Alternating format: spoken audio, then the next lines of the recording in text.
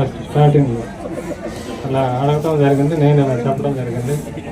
SR కూడా నేనే అప్పుడు ఖమ్మంలో ఉంటాను, అప్పుడు నేను ఎస్ఆర్ కూడా నేనే కొనేసి తమ్మడం చెప్పేసి నేను కొని ఇవ్వడం జరిగింది. ఆ రోజుల్లో చాలా మంచి వ్యక్తి అండి, యూనియన్ పరంగా నిబద్ధత కలిగిన వ్యక్తి. మనం ఏ పని ఒక్క చెప్పినా కానీ చేసేటువంటి వ్యక్తి. మనం ఇక దాన్ని ఆ పని అతను గొప్ప చెప్తే మర్చిపోవచ్చు అన్నమాట.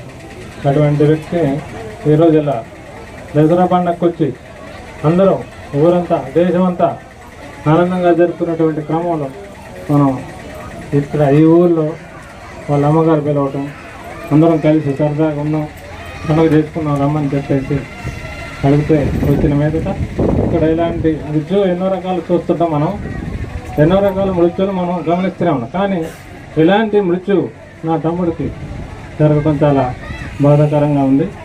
ఇటువంటి మంచి తమ్ముడిని కోల్పోయిన చాలా బాధపడుతున్నాం.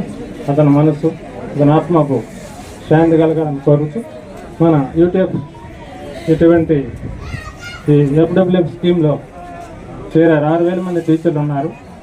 మనందరం ఇటువంటి కుటుంబాలు మనందరం సేవలు అందిస్తున్నాం.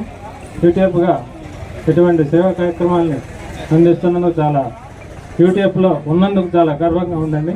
ఇటువంటి ఎఫ్డబ్ల్యూ స్కీమ్ని ఇంకొక 1000 మందిని కూడా ఎక్స్ట్రా మనం జాయిన్ చేయించుకోవడానికి రాష్ట్ర వ్యాప్తంగా కృషి జరగాలని చెప్పేసి సెలవు తీసుకుంటాం. Thank you.